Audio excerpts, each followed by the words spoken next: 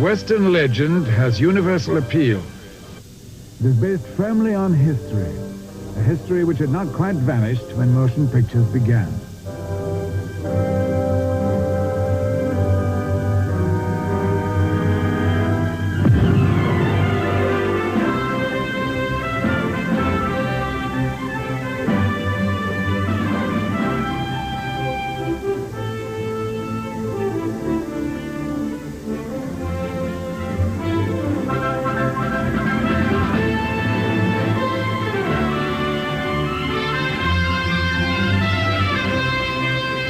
Tumbleweeds, 1925. The movies not only recreated Western history, they prolonged it. They gave a second chance to hundreds of cowboys thrown out of work with the passing of the Old West. The first of the cowboys that came down there to ride as the posses and the extras were all practical cowboys from Montana, Wyoming, Texas, Arizona. They'd come there from all over the West. They were really tough cowboys.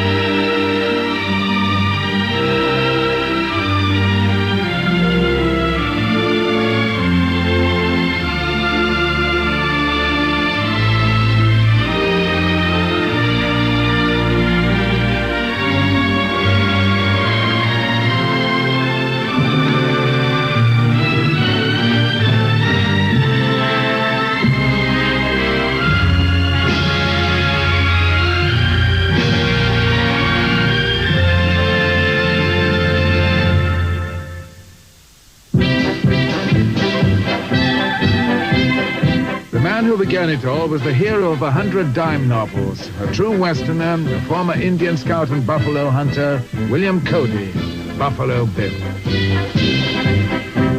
Cody took the history of the West and turned it into a circus. His Wild West was colorful entertainment. With the help of real Indians and real cowboys, he spread the legend across the world. The film industry could do little to compete. They were established in the East.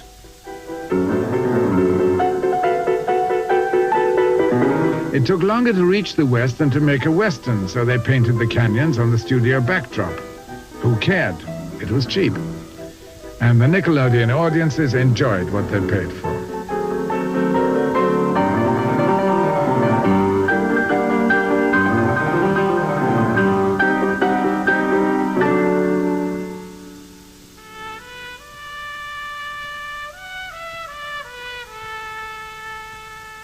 The industry's migration west, when it happened, was enormously important.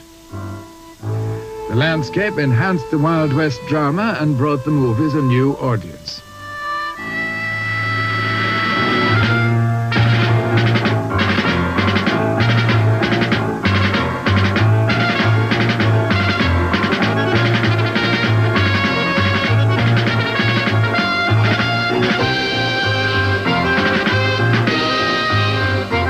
The Untamed West came as a shock for the actors. The leading lady, brought out by D.W. Griffith, was Blanche Sweet. Working in desert land is a very disagreeable and dirty business. Hot, perspiring, your makeup was running and trying to keep looking good. And they'd come back at the end of the day, oh, so hot, and oh, so dirty, and oh, so thirsty. We were almost as thirsty as the people who were dying of thirst and crossing the desert.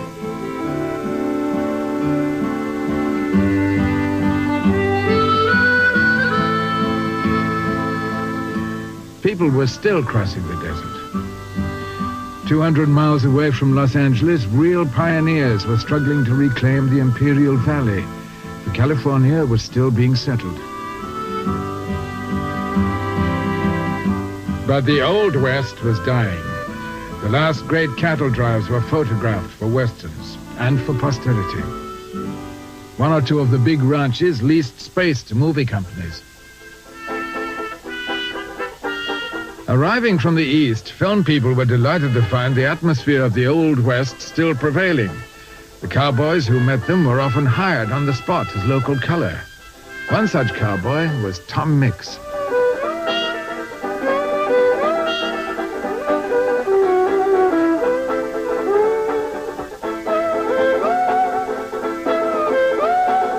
Tom Mix was picked up casually to handle the cattle. He wasn't interested in that job, which he did every day, but he was keen to act. He not only acted, he became a cowboy director, churning out a series of unpretentious westerns, the cowboy equivalent of home movies. His films, full of stunts and humor, were the favorite westerns of his fellow cowboys.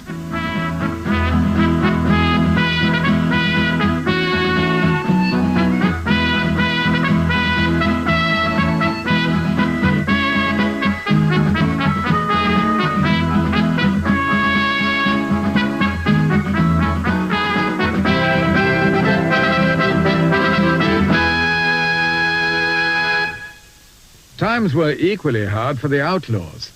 Al Jennings of Oklahoma relived his own exploits on film. His films had a moral. Crime does not pay. In his first feature of 1918, Jennings reconstructed a daring Texas bank raid.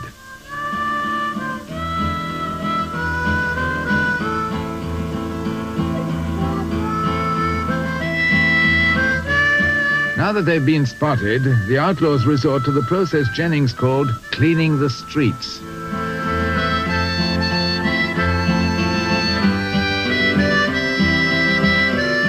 Jennings had so little money for his pictures that instead of constructing sets, he had to shoot in real western towns. This is Tehachapi, California.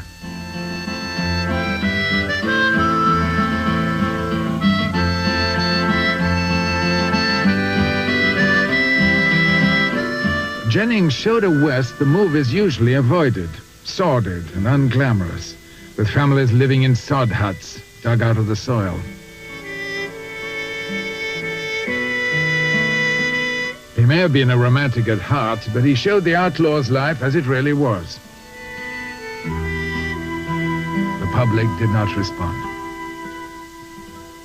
Their idea of an outlaw was William S. Hart, a stage actor from New York. He was the Westerner of popular imagination. As early as 1916, he had established the kind of behavior we still expect from the Western hero.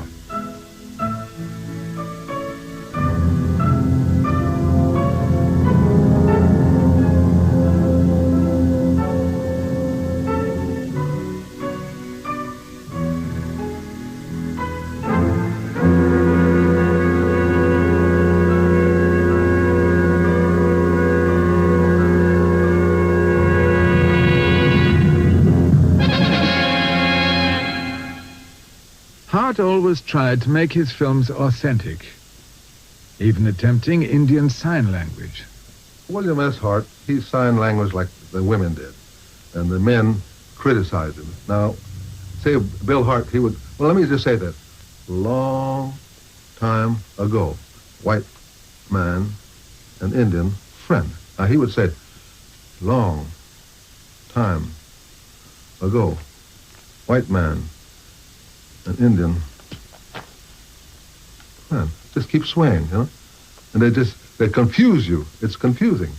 And when he say question means yes and no. Your heart says yeah, your heart says no. He wouldn't do that. He'd say, question. Hart personified one of the legends of the West, good struggling against evil.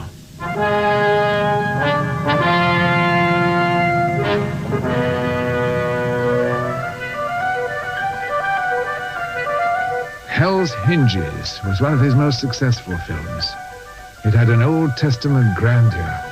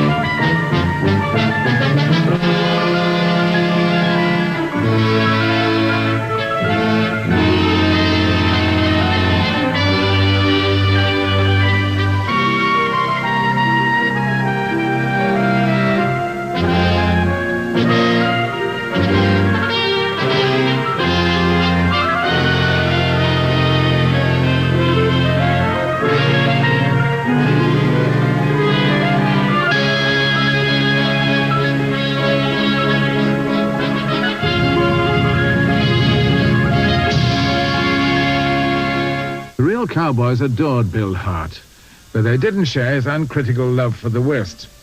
Conditions were harsh. Unemployment was rife. More and more of them came to Hollywood.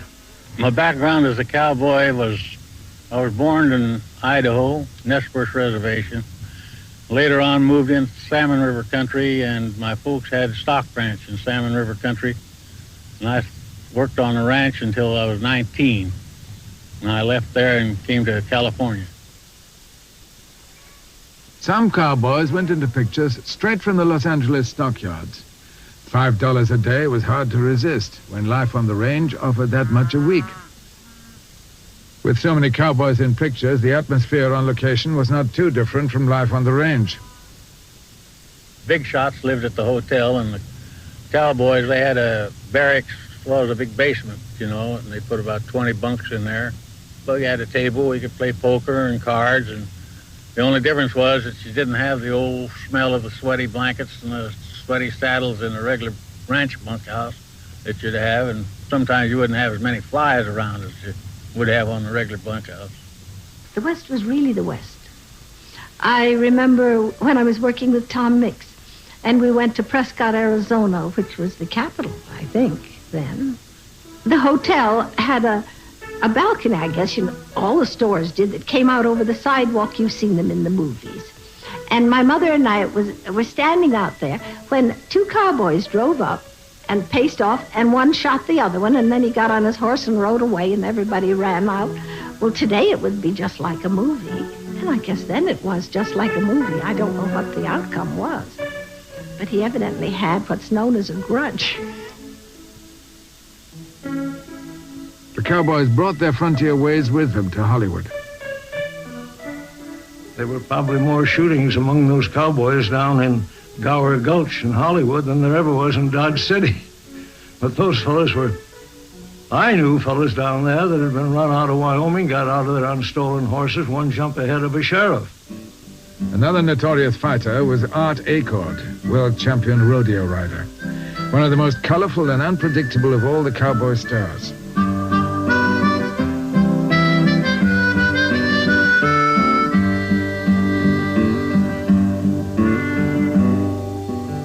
He had a little outlaw streak in him. He'd get a couple of drinks, and if there was no one that he didn't know, or a stranger that he could pick a fight with, he'd pick his best friend and challenge him for a fight. And he was just a fellow that you couldn't depend on, but a guy that you couldn't help but like. In fact, I had 3 fights with him one afternoon, and the next morning when I woke up, I was pretty well sitting up get out of bed and started to dress, and I couldn't hardly get my shoes on, and I sore all over. And I thought, well, if that bird ever comes near me again, I'll just kill him and get it over with. So my phone rang, and Acord, he said, have you got anything to drink over there yet? And I said, Art, I have, but not for you. Don't come near me. I've had all and he said, well, I'll be over pretty quick. I said, you do, and I'll whip you right in the hall at the door. I was living in an apartment at the time.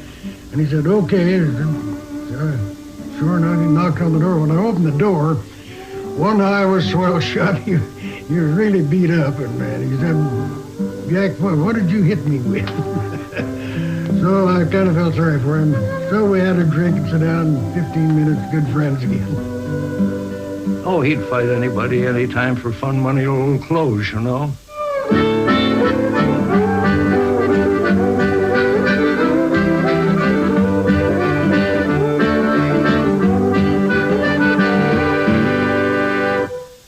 Tom Mix fused the wildness and glamour of the cowboy legend with his own extravagance.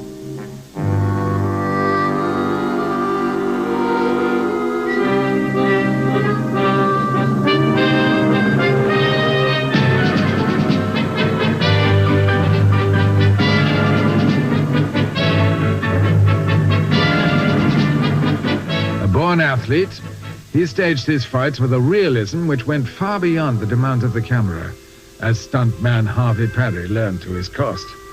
So now he runs down the stairs, and I meet him coming up the stairs. And he's supposed to kick at me and then take a punch at me.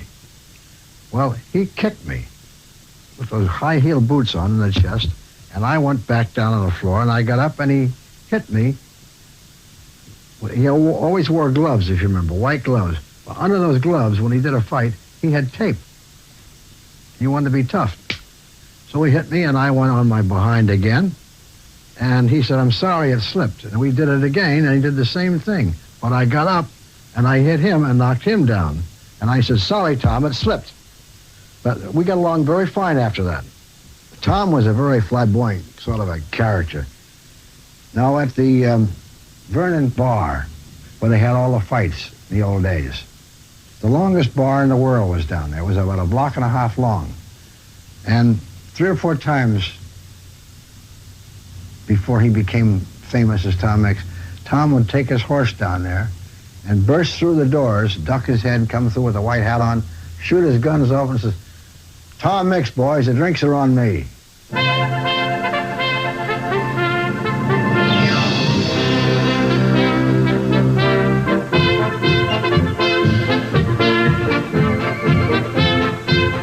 Tom Mix had begun as a real cowboy, but he lived in an age which welcomed exaggeration and adored extravagant showmanship.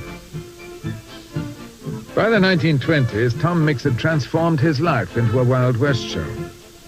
But when Mix got through with his silver buckles on the breeches and silver buckles on the boots and fringes hanging down without a bib and fringes at the elbow, he was dressed up like a Christmas tree and no one ever equaled him.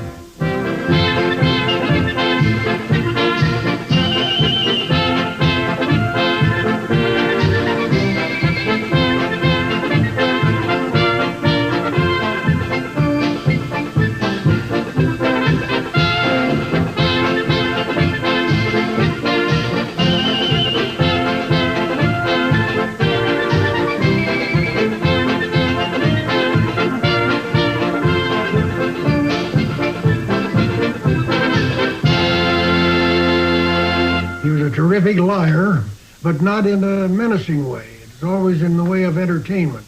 People would show up on the set and they'd want to hear something about his past before he came into picture, so he'd tell them a wild story about being a deputy sheriff or a sheriff and horses shot out from under him and capturing outlaws and all this. And it was really terrific. The first time I heard this, I couldn't believe what I was hearing.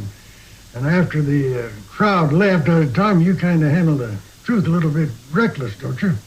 He said, what the hell do you mean reckless? She said, they're here for entertainment, so I give them a reel out of one of my pictures.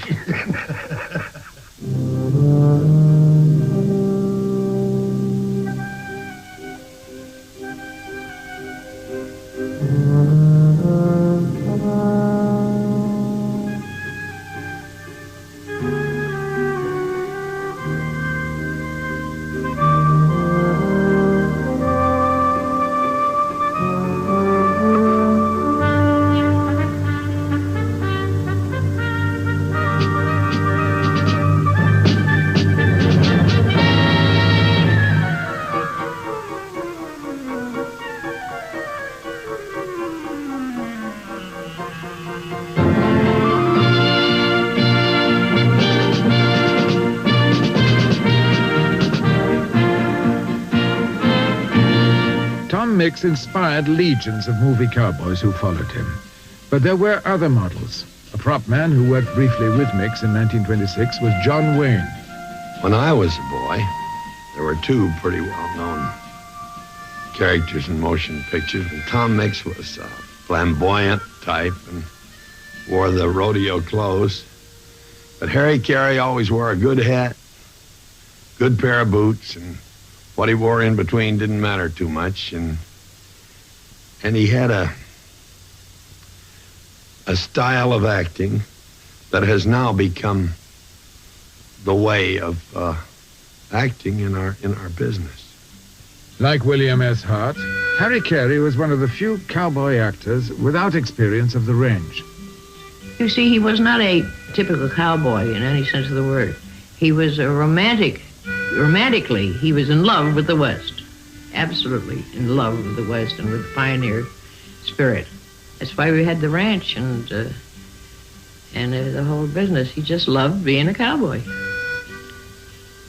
And he was a New York guy. Oh, we were terribly Western. Oh, brother, were we Western. Terry helped a young assistant named John Ford become a director. Ford was another Easterner who loved the West. Together they made a series of romantic but accurate Westerns.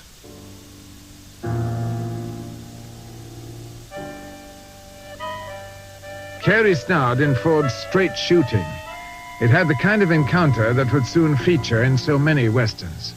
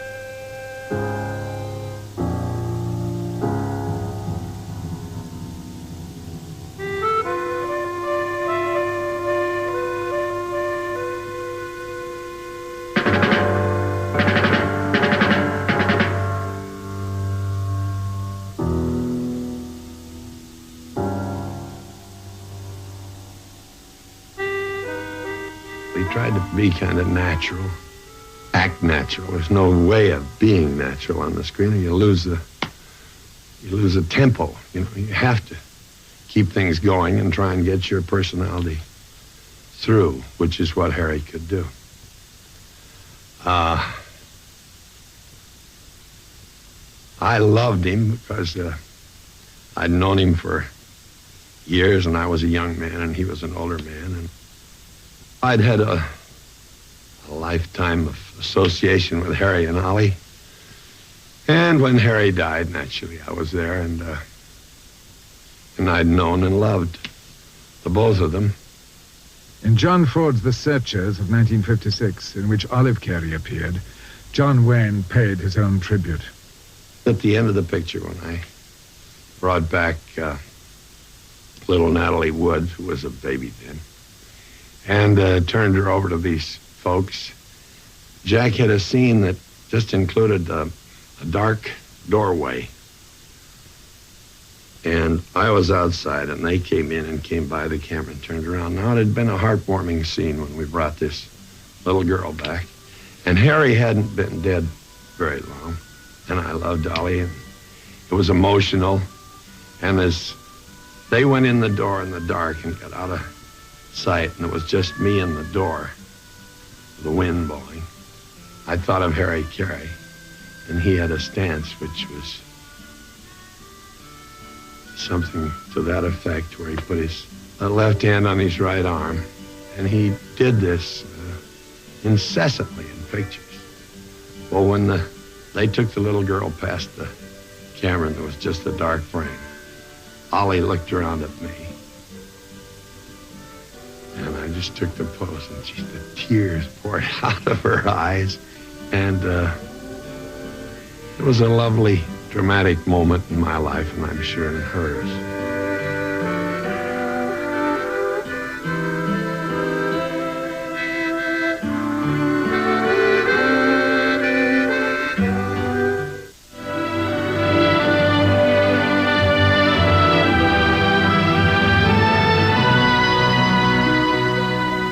The Covered Wagon of 1923 was an event which transformed the Western. Romantic in its story, authentic in its portrayal of the events of 1848, the subject was very close to its producer, Jesse Lasky. Well, he wanted to make the Covered Wagon because he recalled the stories of his grandfather, who had arrived in California in 1848. And he had always dreamed of as a child of these ancestral exploits of crossing with the long trains of wagons dragging themselves across the vast spaces of the West. And he saw this as the opportunity to lift the Western, which had always been a rather low-budget kind of potboiler film, into an epic.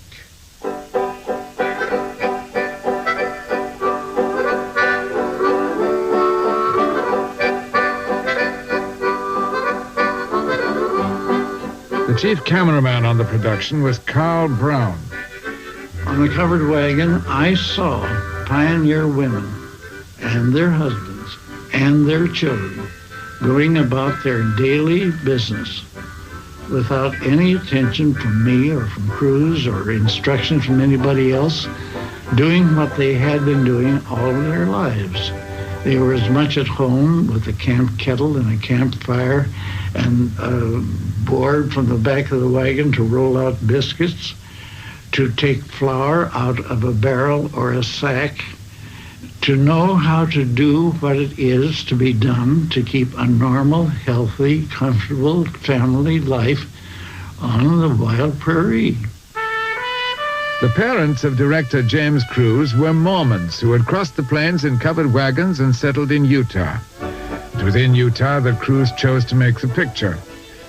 As a boy, he used to watch the covered wagons moving past the family ranch.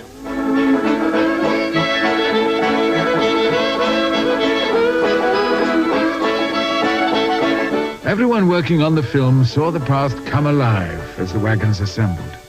The first scene they shot was that train of wagons at the start of the trek across the West. And something happened to me. I said, I'm so glad I'm in this picture. This is going to be a great picture. There was something so real about it.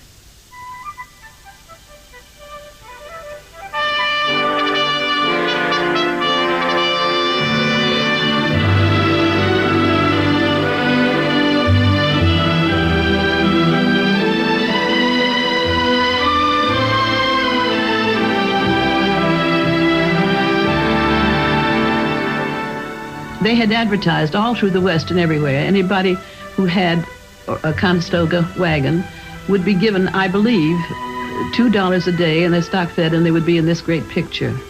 And those Conestoga wagons, the covered wagons, were heirlooms, and then they were still in use on farms and ranches. The greatest peril for the original pioneers came from the Indians whose land this was. Colonel Tim McCoy was a recognized authority. So they contacted me and said, would I be interested in rounding up about 500 Indians out of the Plains tribes to make the covered wagon.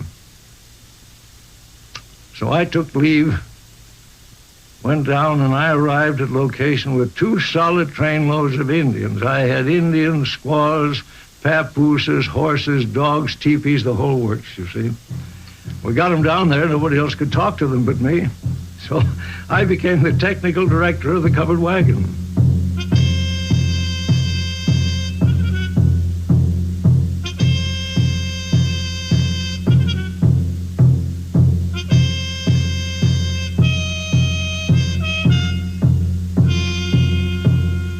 He was the one that brought them down from there with their own equipment.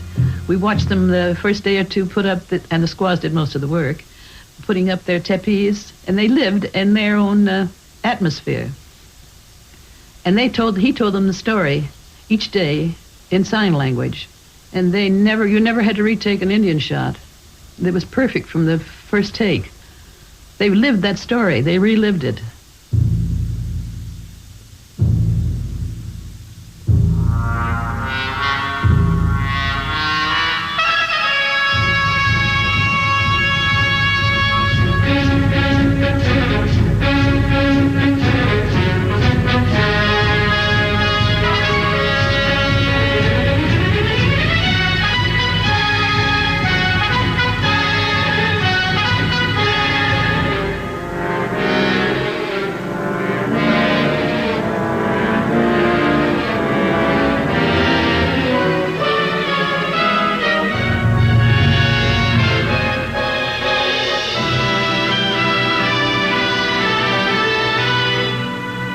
I remember one woman, when the Indians attacked us, and she suggested that she put her child in one of the empty water barrels on the side.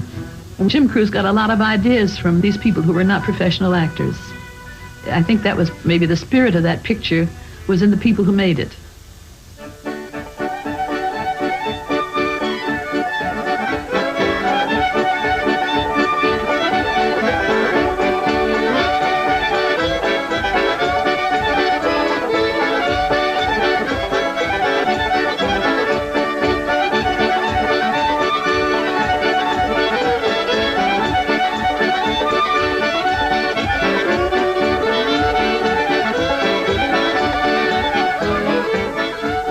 The sheer logistics of the production caused delay after delay. The studio tried to recall the company. James Cruz warned the extras they might not be paid, but they all agreed to carry on, however long it took.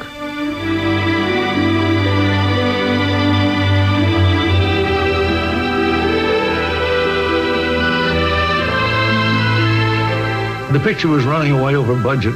We ran into bad weather. It snowed when we didn't want snow. So we shot along through the snow, and it turned out to be the best scenes in the picture, naturally. You know, it always happens that way. The crossing of the River Platte was the biggest challenge, as it had been for the pioneers. The first attempt, dragging the wagons across on cables, was a total failure. Terribly sad day. They made a mistake in putting chains on the tongue of the wagon so that they would really get across, and the first two horses drowned. I couldn't work that day. I went back to my tent. Jim said, well, we'll dismiss and we'll just do some other scenes. The only thing to do was to go back reluctantly to what had worked so well for the pioneers. We caulked the wagons, we fixed the barrels on the side so they would serve as buoyancy.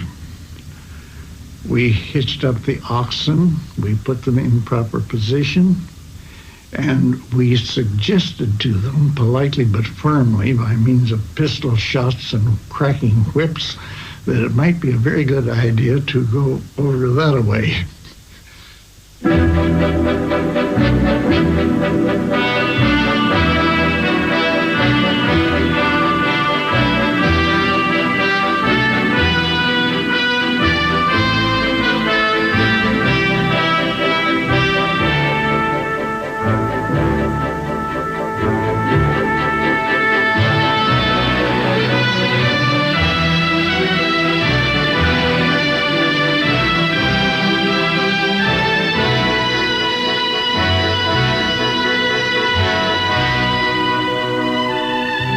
The covered wagon was a difficult picture to make, fraught with hardship and danger.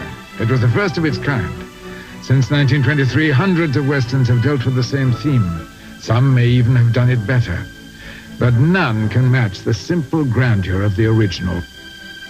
For it was made by people with a personal stake in the past, descendants of the pioneers who were themselves pioneers.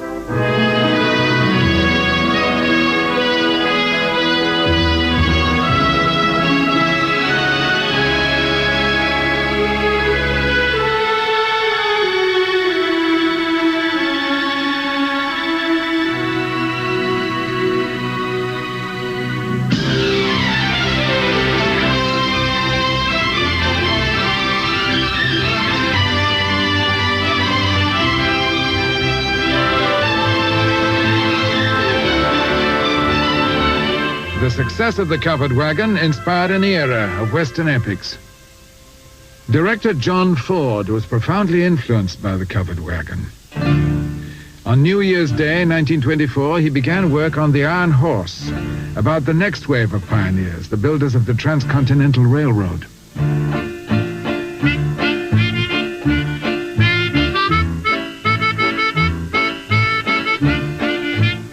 Ford was fascinated with the West and its history.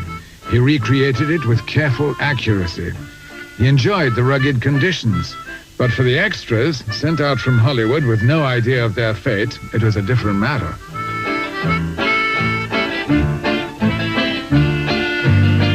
Property master Lefty Huff had to cope.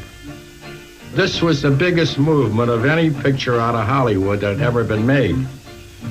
No one had ever attempted to take this kind of a movement out of Hollywood because this was basically in the motion picture infancy. There was nothing, you had no barometer to go by. So they hired a circus train.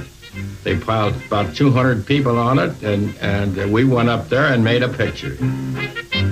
It was winter in Nevada. There was no heat on the circus train. The temperature was sub-zero. To combat the cold, the cast stayed in their costumes. The train was infested with fleas. People moved out and lived in the sets. Reconstruction slowly became reality. Most of the picture actually was shot off the cuff. It was discussed, but there had been several writers, and Ford had his own conception of how he was going to play it. And I don't think there was over 3 or 4 scripts on the whole troupe.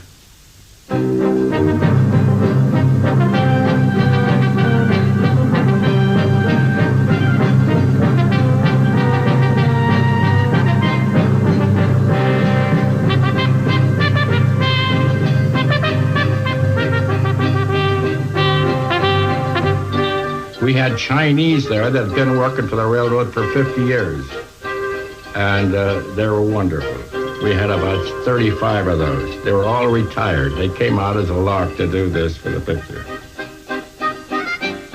Among the Chinese were several who had actually helped to build the Western Pacific half a century before.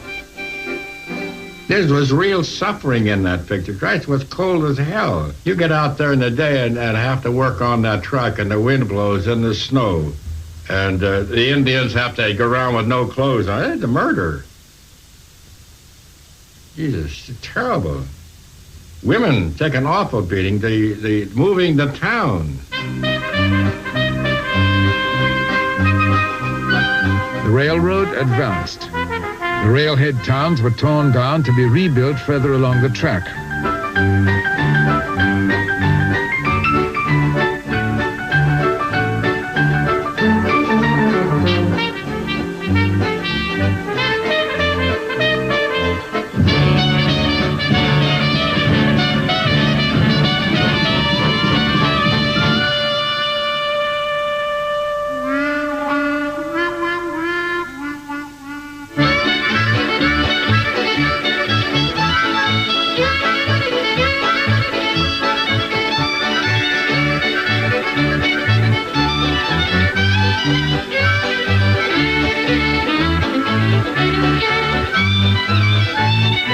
Even when the camera stopped, the atmosphere of the Old West remained. There was one bootlegger that was up there. He sold the worst whiskey of anybody in the world. I want to tell you, brother, it must have been 200 proof, because you're ready to crawl, and believe me, we needed it. Now, the circus tent, when we put the circus tent up, we had so many fights in there, we had to take the ketchup bottles off the table. So you can figure it out for yourself how rough it was.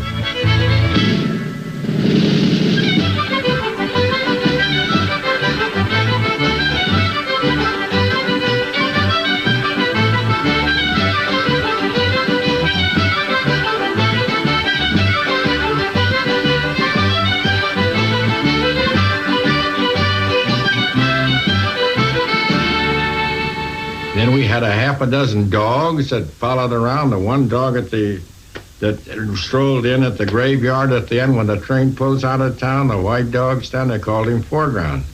We had that dog and a half a dozen shots. These are things that you steal. Ford is lucky as hell just to get those kind of things.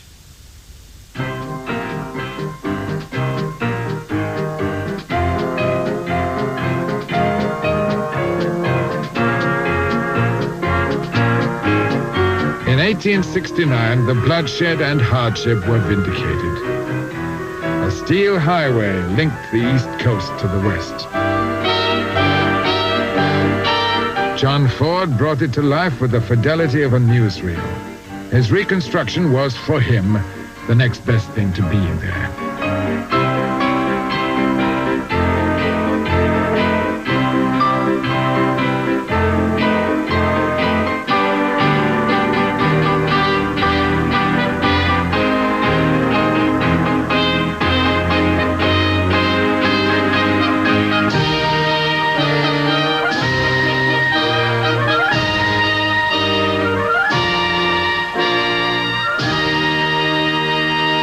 pioneering did not end with the 19th century.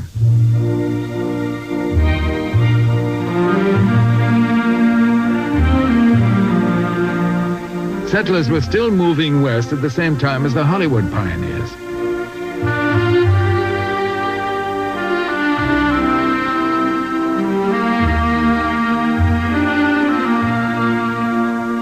It was appropriate that the last epic silent western, The Winning of Barbara Worth, should recreate one of the last epic ventures of pioneering, the reclamation of the Imperial Valley in Southern California.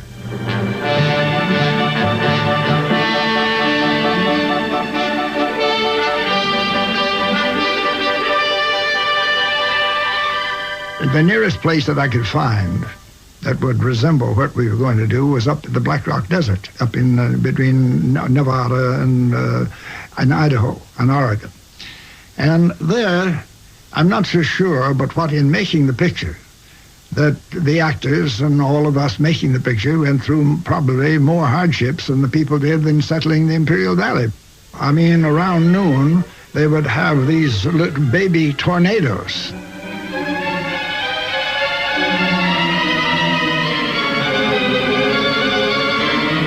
Now, these little hurricanes that I say that roll about from the atmosphere, you could see one start out on the desert, you'd come whipping up the sand with it, and one day it swept right through our set, and the Barbara Worth Hotel just went right on out with it. It scattered it in splinters out for a half a mile across the desert.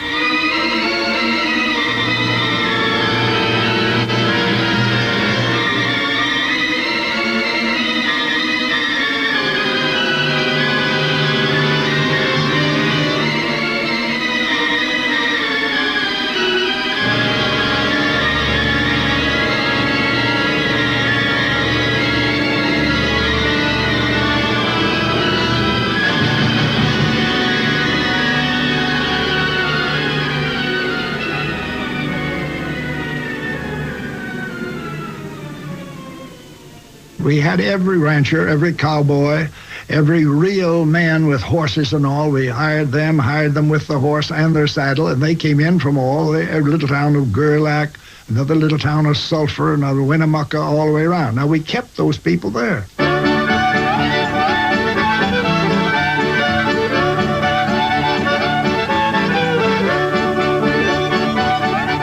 The Western Pacific put a railroad track in for us to sidetrack our cars, and I told you the water that we drank and the water the horses drank, everything came from the Feather River 80 and 100 miles away, and we started in to build this town.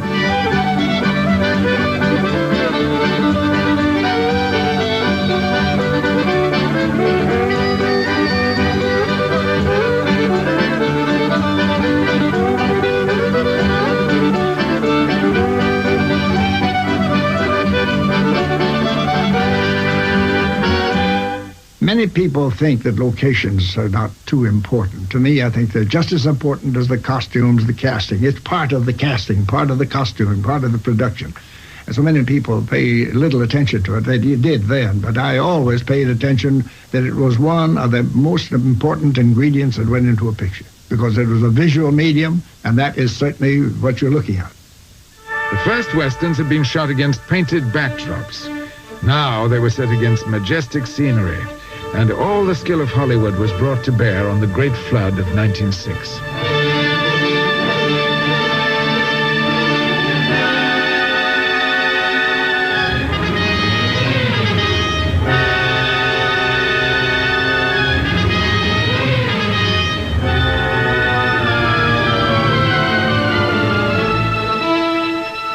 When the Colorado River overflowed its banks, the dams could not hold back the floodwater. The resulting catastrophe wiped out settlements across the desert and created a lake called the Salton Sea.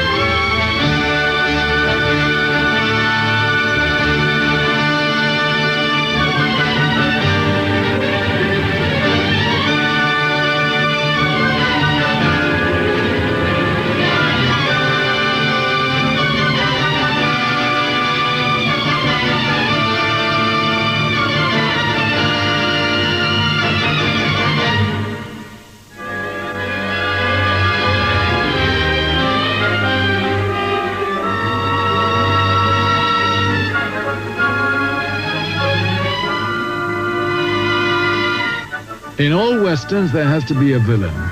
In Barbara Worth, it is the corrupt speculator. His graft has caused weakness in the dam. The flood is inevitable. So is retribution.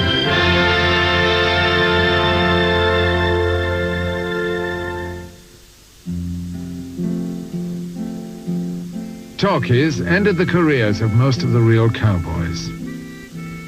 Outdoor pictures were dropped for a time from studio schedules. As the Old West faded into history, so did the men who remembered it. But the Western lives on.